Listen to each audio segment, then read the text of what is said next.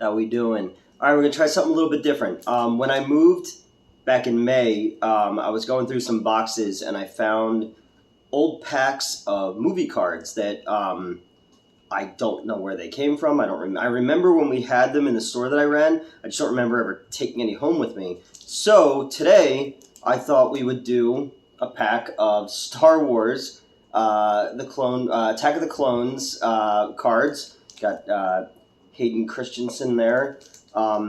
This is my least favorite Star Wars movie, so it'll be interesting. Topps made these. It used to be cool when they would do movie trading cards. Like back in the day, when I used to do the other show, Underbelly, we did a thing where when we signed with Next New Networks, where we did like a spotlight video, and I gave Justin Silverman, who used to be I was on his show, I gave him a pack of Jaws 3D cards, and he ate the gum that was inside, and not good. They had Batman 89 cards, I had Addams Family cards, I had Terminator 2 cards, all kinds of crazy shit. But this was later. I saw this movie early. I didn't like it, so I don't know why I would have the cards, nor why I would have 3 packs of them. So we're going to open these all separately on different videos. And then I also have a pack of Daredevil cards, but that makes sense because I actually liked that movie when I saw it.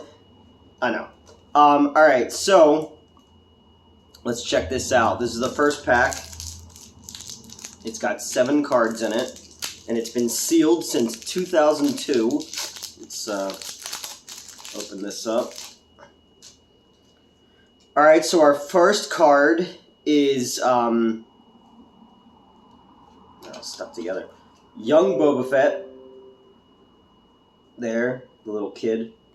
And on the back, it tells a little bit about him. Boba is a 10-year-old boy, son of Jango Fett, who's known throughout the criminal underworld as the best bounty hunter in the galaxy. Jango is the prototype for an army of clones, including thousands of youthful clones, identical in appearance to Boba. Loyal to his father, the fearless little Fett plunges into the battle, regardless of the odds. Alright, that's kind of weird. And he picks up his dad's head at the end. The next one is Return to Tatooine. We got Watto there. And I guess the badge, just tells you verbatim what's happening in the movie. All right, we've got a decoy sacrifice, where Senator Amidala, they try to assassinate her, but then they get one of her aides instead. I failed you, my queen. I don't think she failed at all. She did her fucking job. She died for the cause. Alright, we got a collect all 10 silver foil cards. It's Count Dooku, our boy Christopher Lee. These are kind of cheap looking. Because the old Star Wars cards from the original series were fucking dope as hell. But yeah, you got Count Dooku on here, you got the clone transporters, and you got Palpatine. We got Surviving the Droid Factory. This scene was stupid. Where they're on a conveyor belt, out of a cartoon. I expected to have that Roger Rabbit music on it while they're going dun dun dun dun dun dun dun dun dun dun. So they're on the thing, and then was Anakin's hand gets trapped. I've seen this movie 2 or 3 times, but it's stupid.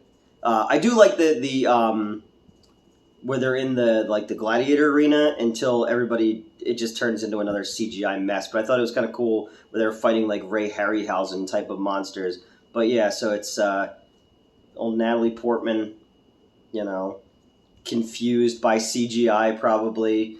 What do we got here? We got the space chase begins. Approaching the planet Geonosis, Jango Fett and his son Boba are startled by the cloaking shadow on their scan screen.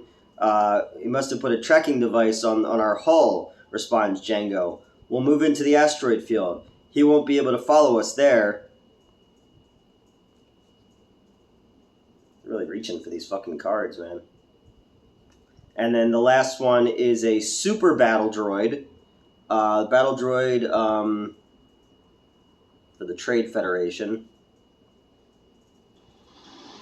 I do kind of like that the Disney shows have, have brought a lot of these the prequel elements back in and made them a bit more, cool, basically, because the prequel stuff is stupid. Although a lot of people have been DMing me recently on Instagram and Twitter to tell me how much the prequels are genius, and I'm not gonna piss in your cereal, man. If they're your bag, have at it.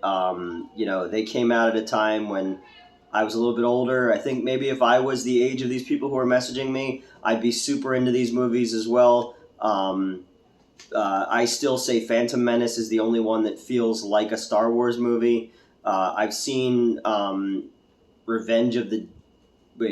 of the Sith or Revenge of the Sith the most times of all of them. Don't ask me why. But yeah, so this is a pack of 20-year-old movie cards, and this was not exciting at all, so I apologize to you. But tell me what your favorite sets of movie cards were. I'm going to open the rest of these in separate videos. Maybe we'll get something cool out of them. But, did you collect cards when you were a kid? I knew a lot of people, you guys who were younger, probably did Pokemon cards and stuff like that. My favorites growing up were the Mars and Dinosaur Attacks ones. I love those. Garbage Pail Kids I had a lot of. And then just the movie cards. I would always grab different things. There's a place in the Merchant Square Mall, which is where our old studio used to be, in Allentown, Pennsylvania. And one of the guys in there had a whole section of like old movie cards. And it was actually kind of cool stuff I'd never seen before, and stuff where I was like, why would they make novelty cards of that? Like 8 Men Out, the movie about shoeless Joe Jackson and the Black Sox scandal, they had movie cards. I was like, what? Why?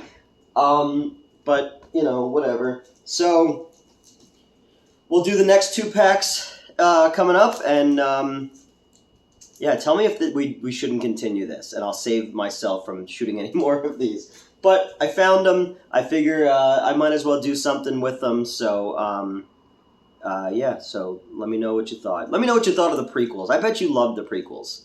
And I'm just a crotchety old man who doesn't understand their genius. All right, guys, have a good one.